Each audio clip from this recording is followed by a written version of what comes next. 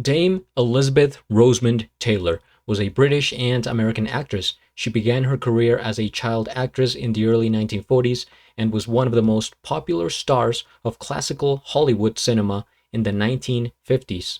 What's up, guys? GeorgeTheCloud here. Welcome to the channel and welcome to my life. I'm gonna check out this new music video from Taylor Swift, which is called Elizabeth Taylor. All right. I wonder if she was named after Elizabeth Taylor. That would be kind of funny, slightly funny. All right, let's get into the video. Thank you guys for tuning in. If you would like to support my music journey, please check out my Patreon. It helps out a lot. Grab some popcorn, fill up your water, put your headphones on. And let's go. Elizabeth Taylor, do you think it's forever? That view of Portofino was on my mind when you called me at the Plaza Athénée. Ooh, oftentimes it doesn't feel so glamorous to be me. All the right guys promised they'd stay under bright lights. They withered away, but you blew. Portofino was on my mind. I think you know why. And if your letters ever said goodbye, I cried my eyes violet. Elizabeth Taylor, tell me for real, do you think it's forever? Been number one, but I never had to. And I can't have fun if I can't have be my and why when Hollywood hates me, only as hot as your last hit, baby. Been number one, but I never had to. And I can't have fun if I can't have you.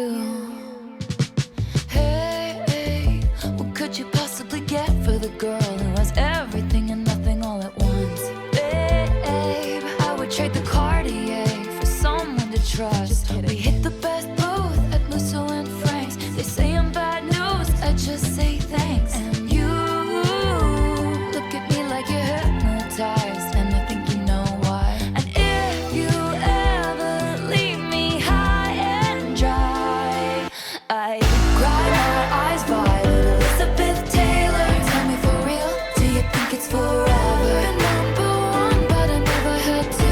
And I can't have fun if I can't have be my and why when Hollywood hates me, only as hot as your last hit, baby. Been number one, but I never had to. And I can't have fun if I can't have you.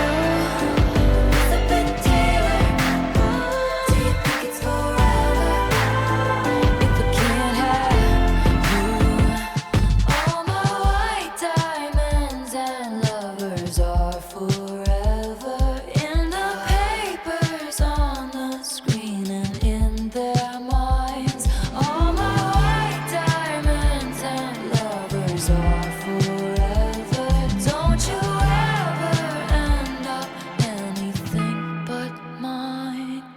I cry my eyes violet. Elizabeth Taylor, tell me for real, do you think it's forever? Been number one, but I never had to. And I can't have fun if I can't have be my and why when Hollywood hates me, only as hot as your last hit, baby. Been number one, but I never had to. And I can't have fun if I can't have diamonds and Elizabeth Taylor forever. In the papers, on the screen, and in their minds. All my white diamonds and lovers are forever. Don't you ever end up anything but mine. Oh.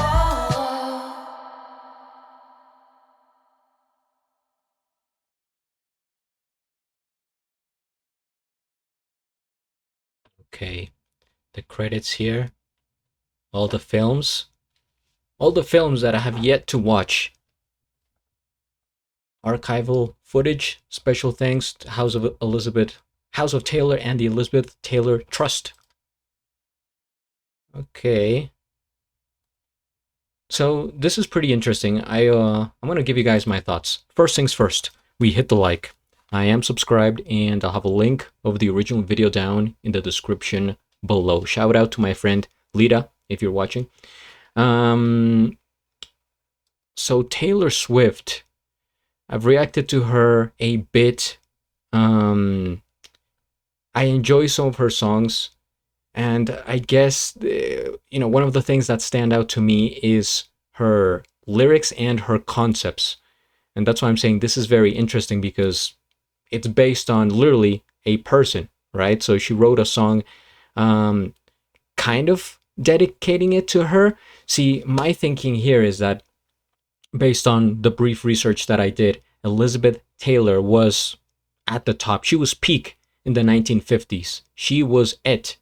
And right now, Taylor Swift is kind of it in the, commercial pop and the music industry.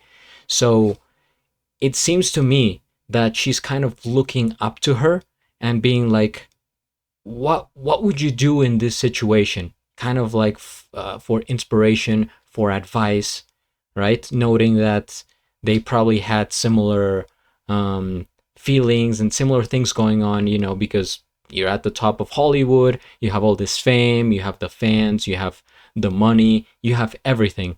But deep inside, how do you really feel, right? No one knows. It's every person is a different universe. We can only assume. But I think it's really cool that, the whole video was just footage of Elizabeth Taylor. Because personally, I had heard the name, but I didn't know anything about Elizabeth, right? So I'm kind of seeing her for the first time here in all these films. Of course, a beautiful woman. I'm sure she was a fantastic actress, and yeah, she looks like one of those people that are legendary. You know what I mean? Like once in a lifetime, they come along, they make their splash on the scene, and then they're gone. Now I don't know what happened to her, how long she lived, or let's see, can I find that out? Actually died in 2011 at 79. So she had a long life. All right. Um. Okay. Well, maybe. I mean, she didn't die young. Maybe did her fame like fade out or something like that? I have no idea. But I'm gonna look up the meaning here, see if we can find it.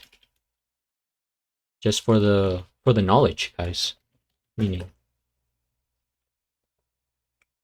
The AI is thinking. Taylor Swift's song Elizabeth Taylor from her 2025 album The Life of a Showgirl. Oh, it's from last year, okay.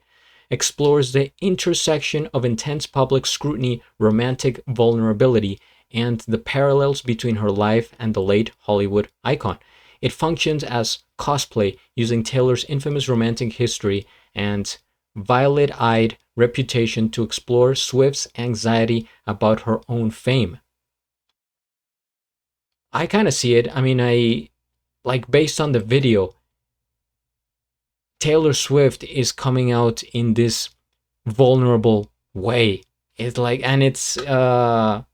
kind of strange to think about it because she's at the top. People are like, what else could you want? Like, what could you need? Like, you need help, and she probably does, right? If we can take something away from history, is that maybe the people at the top need more help than we can imagine. And so she's like, yeah, I have, I have the fame, I have all this, but maybe there's anxiety that comes along, and like the description said, the parallels of love, and that's a constant theme with Taylor Swift. I don't know what she's been doing lately. I think isn't she engaged to Travis Kelce? But yeah, I definitely respect the concept. I think it's creative, right? It's not very typical. Actually, it's even very different from what I have seen from Taylor Swift, because most of her songs are just strictly about love, like cliche, right? But this one's kind of, in a different realm and has a different vibe that I'm trying to grasp still. I think the beat is pretty solid, right? Pretty basic, nothing crazy there. There was some parts on the piano for the melody, and yeah, her voice is just kind of soothing. It's one of those voices that I find casual. See, I'm not like a huge. I'm not a Taylor Swift fan, but I'm not a hater. I've said this before. I'm just like in between. Like I listen to her music and I'm like, yeah, this is solid. There's just something that I'm like maybe lacking more vocal expression. But I guess for her style, for her music, it makes sense that she would be more sort of I guess casual about it, right? And she redeems herself with her poetic lyrics. The way her mind works. I like her rhyming and some of the concepts, references that she throws in there for her songs. Like I think that's pretty smart. I see her as a smart songwriter. And this is interesting. So if you guys have more suggestions, please comment down below, subscribe, and at the end, do a flip. Till the next.